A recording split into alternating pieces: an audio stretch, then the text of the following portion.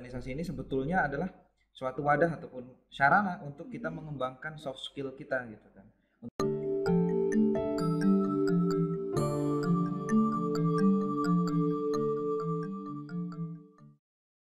Assalamualaikum warahmatullahi wabarakatuh. Selamat datang di podcast UNES. Nah, kali ini yaitu ada spesial podcast PPAK. Nah, perkenalkan, nama saya Winda Winata dari Pendidikan Matematika 2018. Nah, di PPAK 2020 ini ada yang spesial karena ada podcast PPAK. Nah, jadi nanti di podcast PPAK bakal ada banyak informasi menarik dan juga pastinya narasumber yang menarik juga. Jadi, ikutin terus ya. Nah, hari ini ada tamu spesial nih, yaitu ada Mas Fajar dan juga Mas Didik. Selamat datang Mas Fajar dan juga Mas Halo Winda. Halo Winda. Gimana kabarnya nih Mas? Ya kayak gini, semangat, energik. Kesibukannya hari ini, deket-deket ini apa aja nih Mas? Kesibukannya adalah lagi berbenah diri sama lagi ini memerangi COVID sih sebetulnya. Ya, untuk hari ini kita akan membahas tentang mahasiswa dan juga organisasi. Nah, pastinya dari Mas Fajar dan juga Mas Didik itu udah nggak asing banget ya sama kata-kata mahasiswa dan juga organisasi gitu. Mengingat kita juga udah jadi mahasiswa. Nah, sedangkan dari Sobat UNES khususnya mahasiswa baru pastinya masih agak asing gitu sama mahasiswa gitu. Nah, arti dari sebenarnya kata mahasiswa itu apa sih Mas? Dari Mas Fajar? Siapa dulu nih? Mas Saya Fajar dulu ya? ya.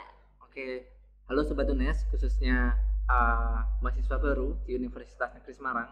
Perkenalkan, saya Muhammad Fajar Hasanul Hakim, Presiden Mahasiswa BEMKEM UNES. Tadi Winda tanya ya, soal apa sih mahasiswa gitu kan.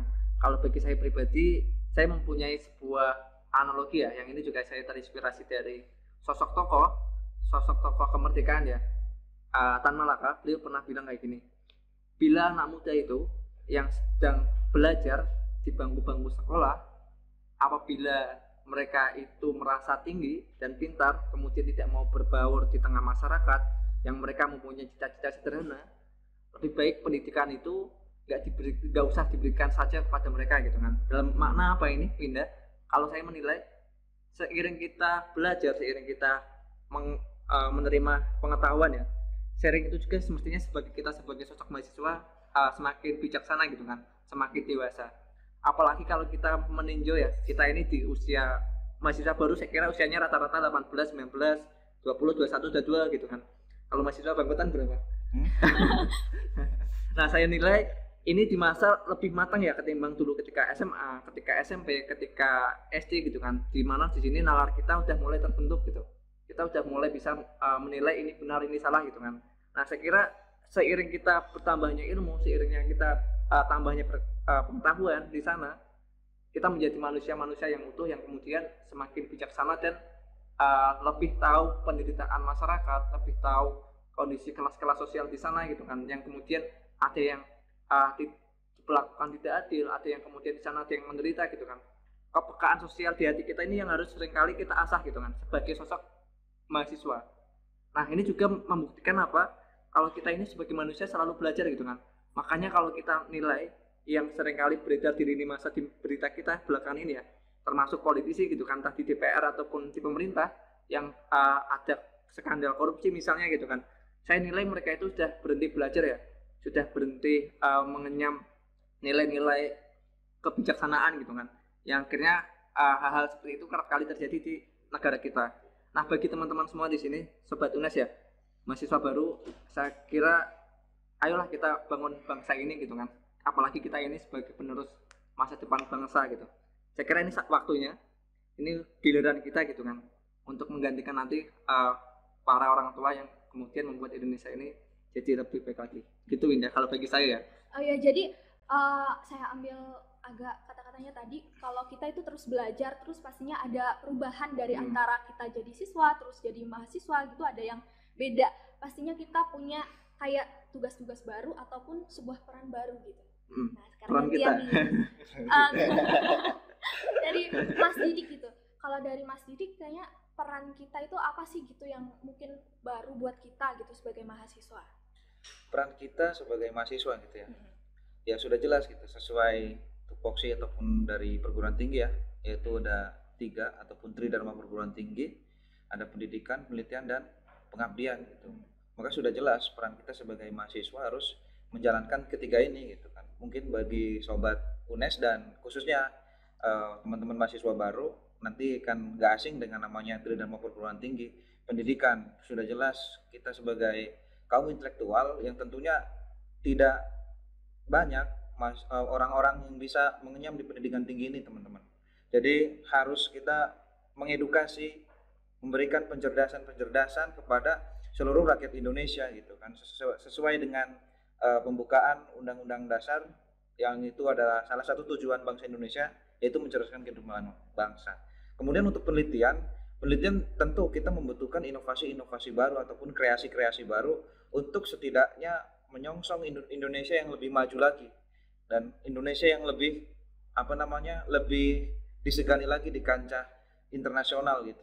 Terus kalau soal pengabdian tentunya jelas kita sebagai orang akademisi, sebagai intelektual harus senantiasa mengabdikan dirinya kepada masyarakat gitu kan, kepada masyarakat Indonesia pada umumnya gitu. Apalagi yang kita mungkin konteksnya di kemahasiswaan, ya kita harus senantiasa juga mengabdikan dirinya kita kepada mahasiswa UNES pada khususnya dan pada umumnya adalah masyarakat Indonesia.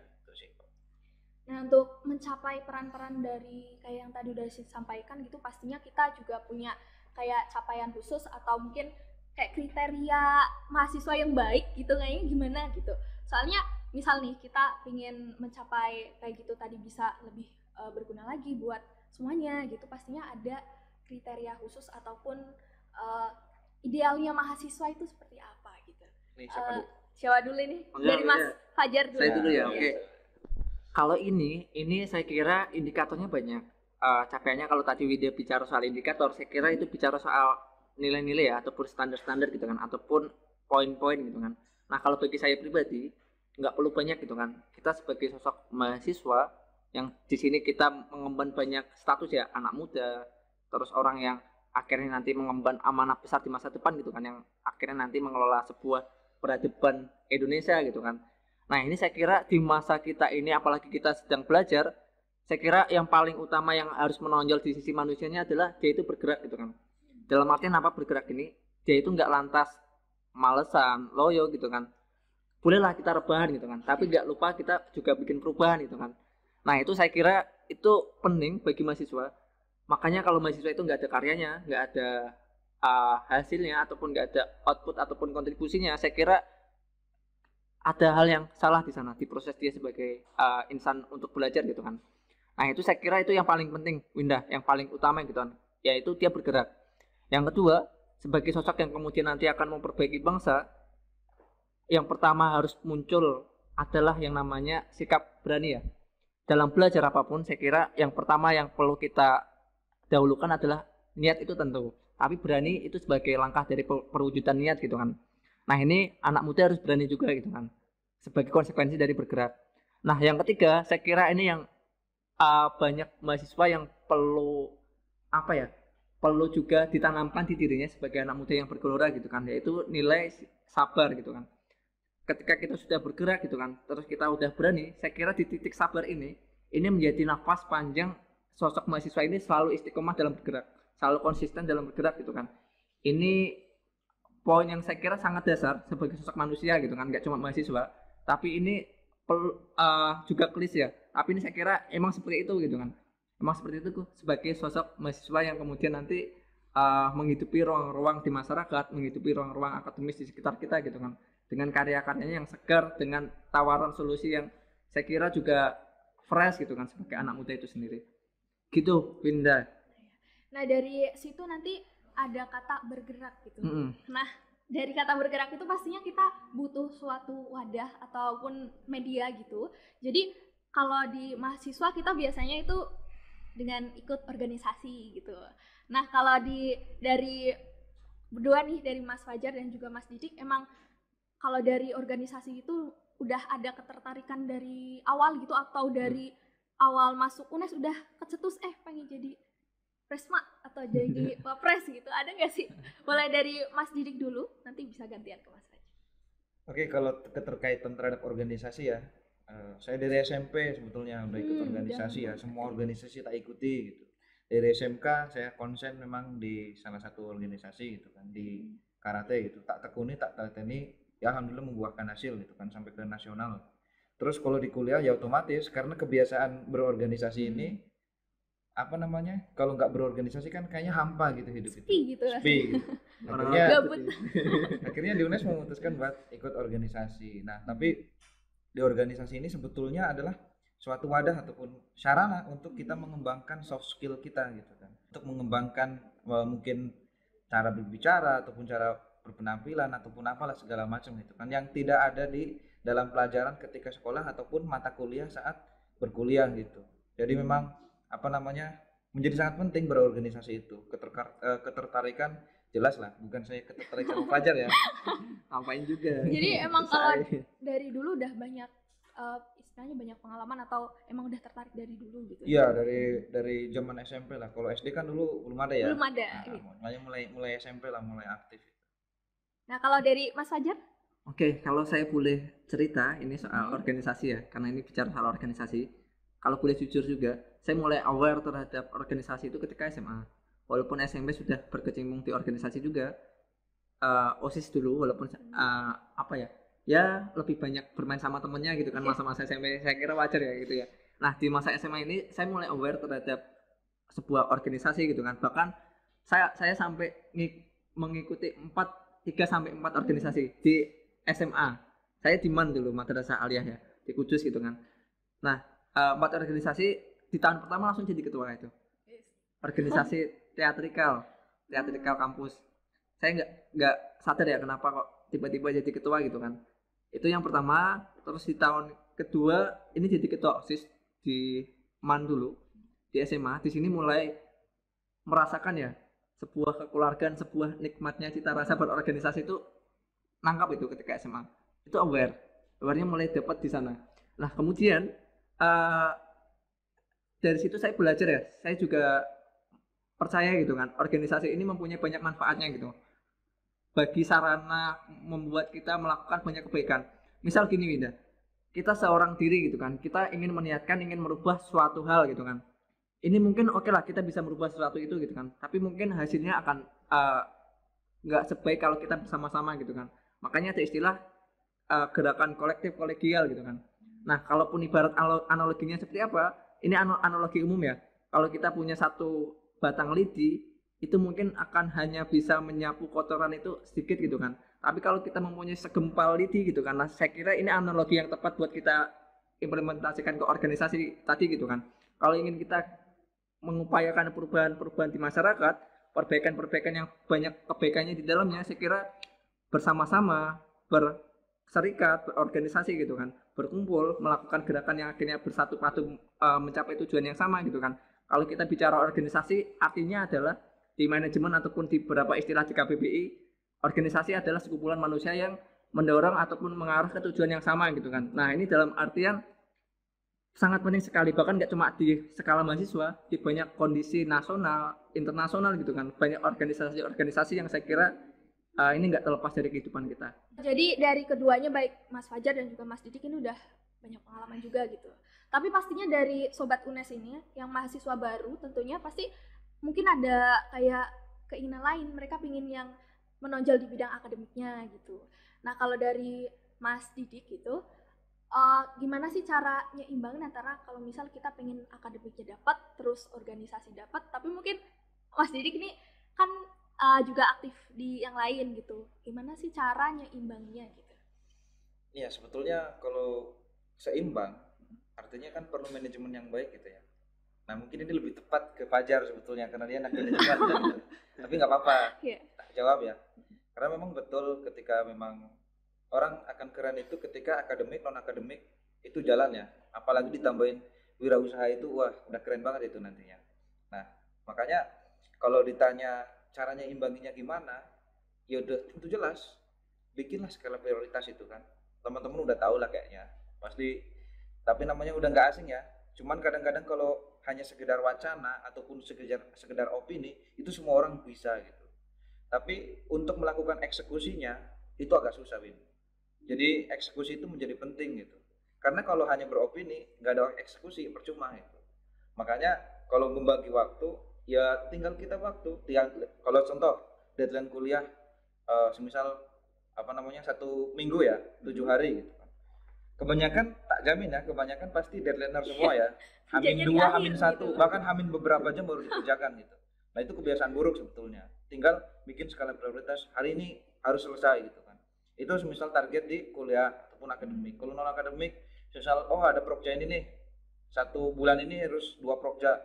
Ya tinggal kita cari tanggal berapa, minggu ke berapa, dibikin, terus biar nggak benturan sama kegiatan akademik, kita harus semuanya jalan gitu. Terus habis itu kalau semisal dia mau berwirausaha, kalau semester pertama udah langsung wirausaha itu keren ya, keren karena kuliahnya masih padat, organisasinya padat, apalagi ditambah kuliah gitu kan, ditambah wirausaha sorry, padat banget itu. Biasanya makanya wirausaha itu agak-agak kesini gitu, tapi kalau dari awal itu udah keren banget. Nah untuk ngomongin wirausaha nih Mas Fajar punya Facebook nih di bidang buku gitu, kalau saya ada Sangikan gitu di bidang kuliner gitu kan. Nah, buat kalian nanti bisa kepoin juga nih dari Mas Fajar dan juga Mas Didik. Nah, kalau dari tadi itu yang udah disampaikan, pastinya dari Sobat UNES ini mungkin kayak tertarik gitu, kayak jadi pingin ikut organisasi di UNES itu ada apa aja gitu organisasinya.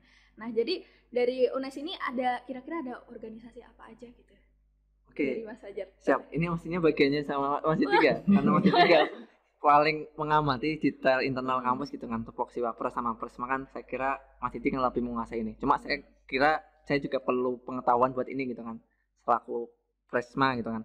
Nah tadi ini pertanyaan gitu kan, soal ada apa aja sih di UNES gitu. Kalau teman-teman sobat UNES khususnya mahasiswa baru kepo soal UNES itu seperti apa, nanti akan ada penjelasan khusus ya, dan akan dikenalkan juga organisasi di UNES itu seperti apa. Nah hanya saja di sini perlu saya kasih tahu bocorannya sedikit. Yang jelas ada BEM. BEM itu kalau semacam eksekutif ya, bicara eksekutif itu mirip OSIS kalau itu di kampus, cuma skalanya lebih besar dan dinamikanya saya kira lebih banyak ya di sana. Kemudian nanti DPM.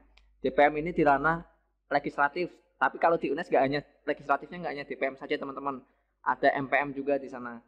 Nah UKM ataupun kalau bahasa mudahnya familiarnya teman-teman mahasiswa baru itu ekstrakurikuler ya, itu ada banyak UKM di UNES, ada sekitar 50 lebih, 54 lebih gitu kan. Itu macam-macam mulai dari kegiatan olahraga, bela diri itu kan, terus kesenian, musik, saya kira itu banyak sekali. Banyak sekali, mungkin akan waktu yang panjang buat ini. Saya kira nanti teman-teman PPAK udah menyiapkan khusus ya buat nanti membantu teman-teman semua untuk mengetahui UKM apa aja sih yang ada di UNES gitu kan. Gitu Windy.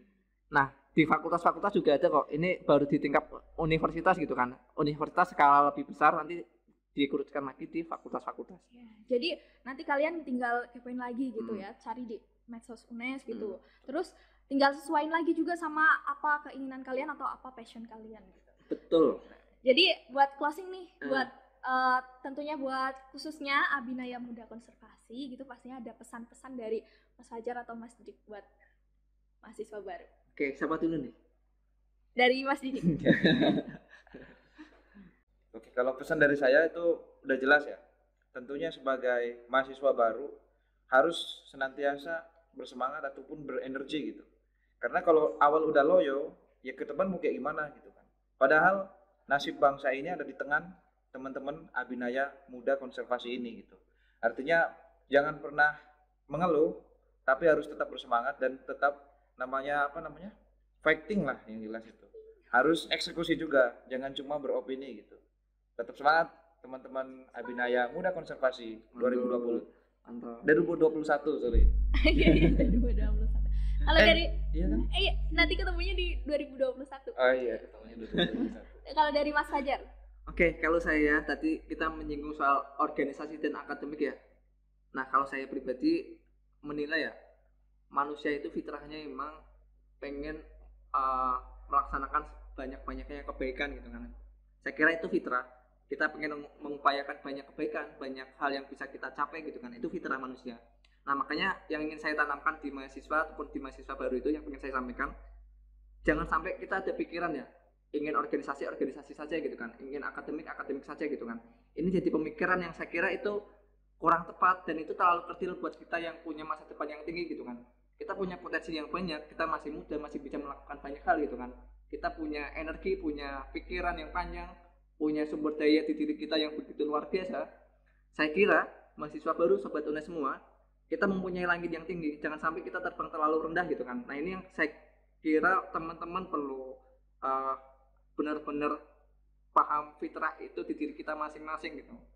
Gitu sih Winda. Nah maka dari itu ya kita upayakan sebaik mungkin, mengikhtiarkan semaksimal mungkin buat kita memperbanyak karya kita, karena ini kita generasi milenial ya, yang saya kira banyak hal yang baru di dunia kita ini yang masih banyak orang yang belum sentuh ya. Gitu sih Winda. Makasih buat Mas Fajar dan juga Mas Didi, pastinya pesannya ini udah bermanfaat atau bisa jadi motivasi nih buat sobat-sobat UNES. Nah, makasih juga udah berkunjung di podcast UNES, khususnya di hari ini ada podcast PPAK. Dan untuk kalian sobat UNES, nantikan juga untuk podcast PPAK selanjutnya. Pastinya akan ada informasi-informasi menarik dan juga ada tamu-tamu yang menarik juga nih. Jadi nantikan terus untuk podcast PPAK selanjutnya. Assalamualaikum warahmatullahi wabarakatuh.